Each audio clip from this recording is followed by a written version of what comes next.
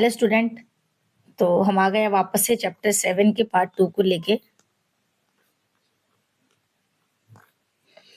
हम इस चैप्टर में पढ़ रहे थे क्षेत्रीय आकांक्षाएं को, कि किस तरीके से भारत के अलग अलग राज्यों से अपने अपने राज्य को अलग दर्जा बनाने के लिए, अपने राज्य का विकास करने के लिए किस तरीके से हर राज्य ने अपनी आवाज उठाई। तो इस चैप्टर में हमने काफ़ी चीज़ें पढ़ ली थी। आप फर्स्ट पार्ट को देख लीजिएगा। तो अभी हम पढ़ रहे थे मिजोरम आंदोलन को, ठीक है। तो यहाँ से स्टार्ट करते हैं कि जो मिजोरम आंदोलन है वो क्या था। मिजोरम समझौता, ठीक है, मिजोरम समझौता 1986 में मिजोरम में एक समझौता हुआ। इसको हम एक सबसे सफल समझौते के तौर पर देखते हैं। 1960 से 70 के दशक में मिजोरम में एक सशस्त्र आंदोलन चल रहा था। इसकी मांग क्या थी? वही सब जो सभी राज्य कर रहे थे, अलग पहचान, अपना सम्मान। तो फिर सरकार ने समझ लिया कि ये जो समस्या है इसको बात से ही सुलझाया जा सकता है, क्योंकि बाकी राज्यों में जिस तरीके से आंदोलन चल रहे थे, एट द एंड सॉल्यूशन जो है वो बात से ही निकला। तो फिर क्या हुआ, सरकार ने सोचा कि चलो समझौता करते हैं, आंदोलन को रोकने का यही एक ऑप्शन है। तो समझौता कब हुआ और किसके बीच हुआ? तो देखो 20 जून 1986, 20 जून 1986 भारत सरकार और मिजो नेशनल फ्रंट,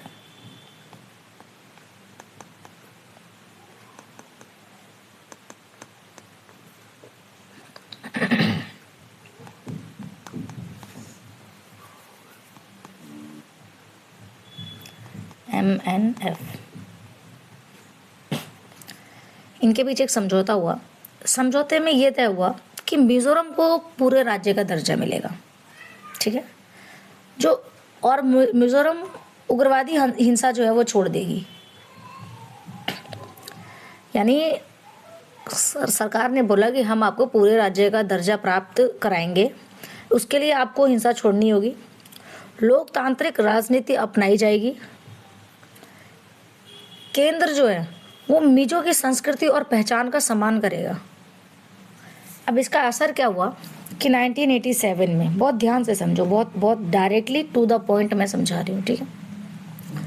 1987 में मिजोरम राज्य बना।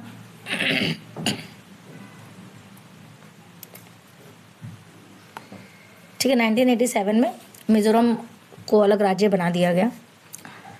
हिंसा जो है ऑलमोस्ट खत्म हो गई थी। मिजोरम आज भी सबसे शांत राज्यों में गिना जाता है, क्योंकि बहुत डायरेक्ट बात करके डायरेक्ट प्रॉब्लम को सॉल्व कर दिया गया था, तो इसीलिए इसको सबसे शांत राज्यों में गिना जाता है और आज भी ये शांत में दिखता है। मिजोरम समझौता भारत के लिए सबसे सफल समझौते में से एक है। अब आते हैं असम आंदोलन पर।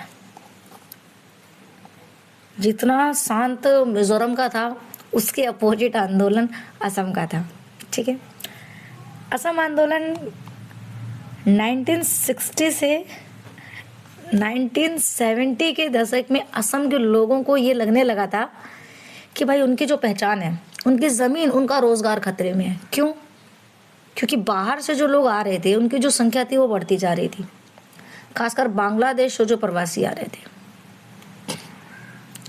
अब लोगों को क्या डर था? लोगों को ये डर था कि हमारी भाषा और हमारी संस्कृति है वो दब ना जाए इनकी वजह से। नौकरियां हम मतलब नौकरियों में हम पिछड़ ना जाएं। भाई वो लोग आए और उनको नौकरियां मिल जाएं, हम पीछे ना रह जाएं।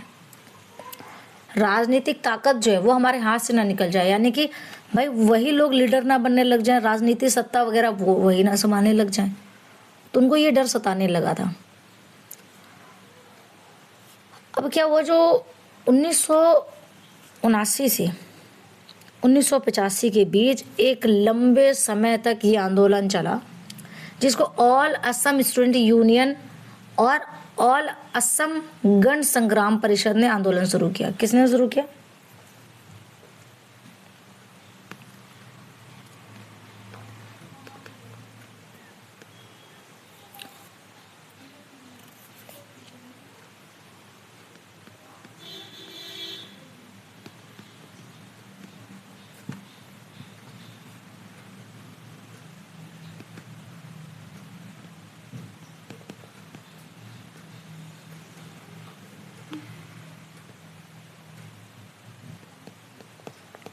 All Assam union, all Assam student union first, और सेकंड ऑल असम गण संग्राम।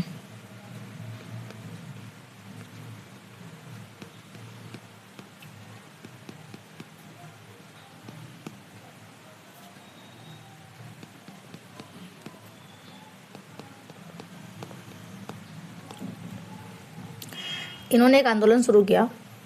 इन्होंने क्या मांग की कि जो अवैध प्रवासी है उनकी पहचान करे सरकार, उन्हें मतदाता सूची से हटाए, बाहर भारत से उसको बाहर भेजे।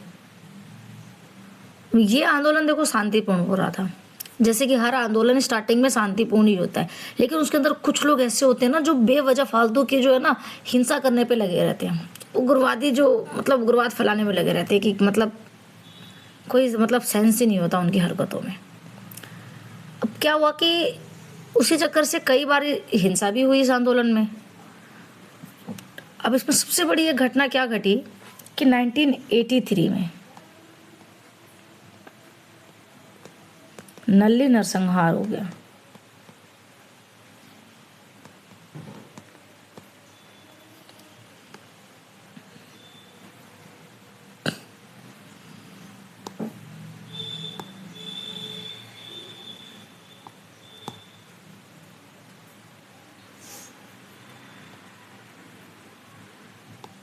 ठीक है,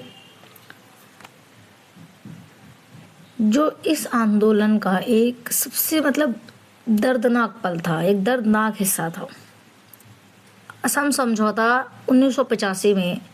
इसमें लगातार तनाव और हिंसा के बाद सरकार को ये समझ आ गया कि ये जो प्रॉब्लम है इसको भी हम बातों से ही समझा पाएंगे, सुलझा पाएंगे, बातचीत ही एक ऑप्शन है।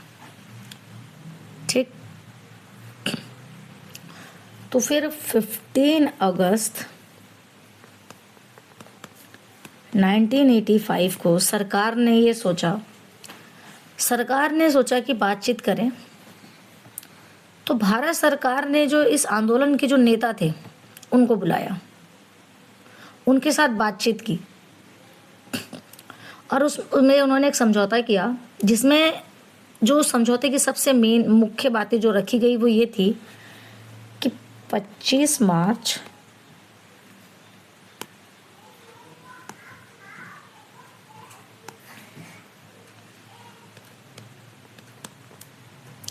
1971, ये जो 25 मार्च की डेट है इसको कट ऑफ डेट माना जाएगा। यानी कि इस डेट के बाद भारत में जो भी लोग आए हैं उनको अवैध प्रवासी माना जाएगा। असमिया भाषा जो है, असम की जो भाषा है असमिया भाषा और संस्कृति, उसकी रक्षा की जाएगी। जो प्रवासी है उनका नाम मतदाता सूची से हटाया जाएगा। राज्य के आर्थिक विकास का दावा किया सरकार ने। अब इसके बाद ये हुआ कि भाई लोगों की जो शर्त मान ली गई सरकार ने, तो आंदोलन समाप्त हो गया। आंदोलन से निकली असम गण परिषद सत्ता में आई। सत्ता में कौन आया?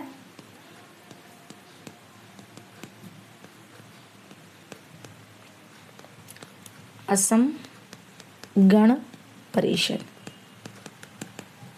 ये सत्ता में आई। लेकिन आज भी असम में पहचान और नागरिक का जो मुद्दा है, नागरिकता का जो मुद्दा है, वो अभी भी पूरी तरीके से ख़त्म नहीं हुआ है। आज़ादी से लेकर आज तक यहाँ पर इस टाइप की चीज़ें देखने को मिलती हैं। ठीक है, चलिए, ये था असम का। अब बात करते हैं क्षेत्रीय दलों का उदय। और क्षेत्रीय आकांक्षाओं ने क्षेत्रीय दलों को जन्म दिया, जैसे कि DMK, AIADMK, Akali Dal, Telugu Desam party. अब पढ़ेंगे कि ये पार्टियां क्यों आई और इनका क्या प्रभाव पड़ा। तो देखो, सबसे पहली बात जानते हैं कि क्षेत्रीय जो दल है इनके उदय का क्या मतलब होता है।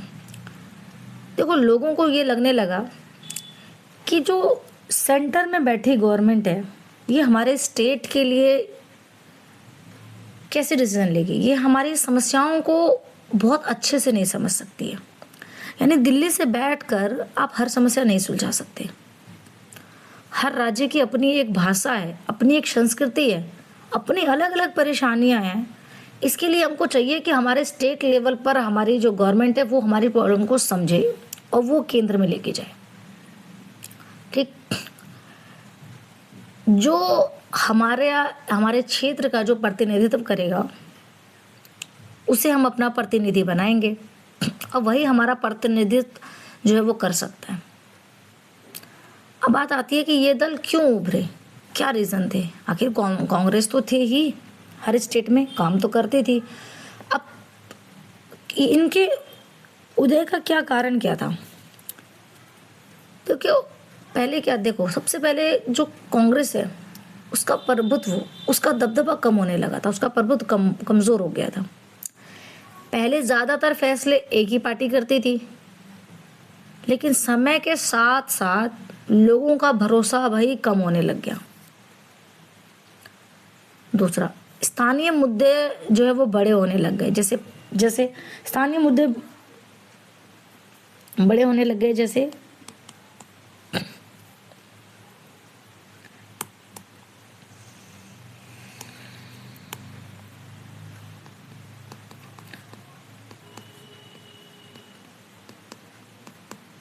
पानी का बंटवारा, भाषा की मान्यता,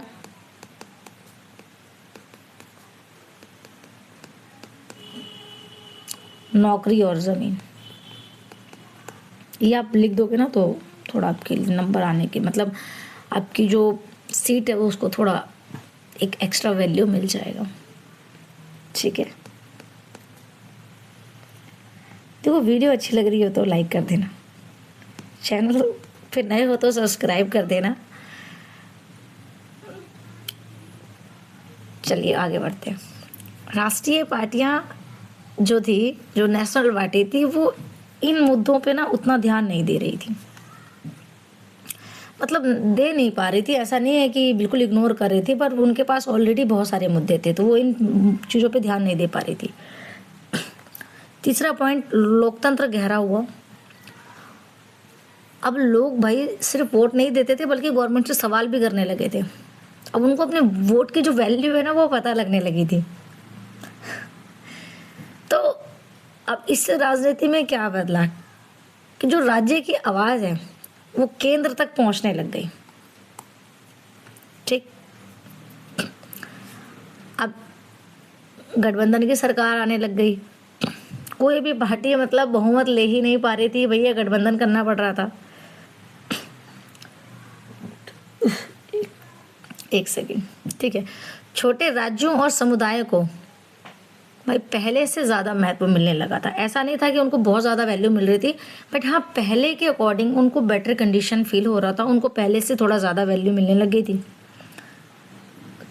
अब ये जो राजनीति थी ये एक तरफा नहीं बल्कि कई आवाज़ों वाली बन गई थी। यानी बहुत सारी पार्टियों का जो उदय हो गया था, तो भाई कोई भी मुद्दा, कोई भी गवर्नमेंट पास करती थी तो भाई उसके अगेंस्ट बोलने के लिए बहुत सारे लोग हो जाते थे, तो जो निर्णय है वो सही हो पाया करता था। तो राजनीति को बहुत सारी आवाज़ें मिल गई थी और भारत ने अधिकांश समस्याओं का समाधान लोकतांत्रिक ढंग से किया। मतलब इतनी सारी समस्याएं होने के बावजूद, हर राज्य में अलग अलग दंगे, हिंसात्मक गतिविधियां होने के बावजूद, अलग अलग आवाज़ें उठने के बावजूद, उन सबको वो सब कुछ दिया जो एक राज्य डिमांड कर रहा था। इन सब की मांगें पूरी करने के बाद भारत को जोड़ना, ये एक जो है वो एक लोकतंत्र के सफल होने की बात बताता है कि किस तरीके से एक लोकतांत्रिक देश अपने संविधान पे चलते हुए किस तरीके से अपने देश को बंटने से बचाता है। चलिए, थैंक यू सो मच। ये वीडियो यहीं पर कंप्लीट होता है, ये चैप्टर यहीं पर। मिलते हैं नेक्स्ट क्लास में। आप अपनी बात रखो कमेंट में, ताकि हम भी ये जान सकें कि हाँ ऐसी कौन सी जो हमारी एक्टिविटी है या कौन सी ऐसी पॉइंट है जिस पर मुझे फोकस करना चाहिए, जो शायद मैंने अपने साइड से अनदेखा कर दिया है या मेरे से कोई मिस्टेक हो रही हो, तो कमेंट करो, वीडियो को लाइक करो, चैनल को सब्सक्राइब करो प्लीज़। फ़िलहाल सब्सक्राइबर बहुत कम है, तो इसलिए मैं सब्सक्राइबर्स बढ़ाने के लिए, सब्सक्राइबर मेरे बढ़े, मेरे स्टूडेंट बढ़े, मैं इसके लिए आपसे कह रही हूँ चैनल को सब्सक्राइब करें। Thank you so much, all the best.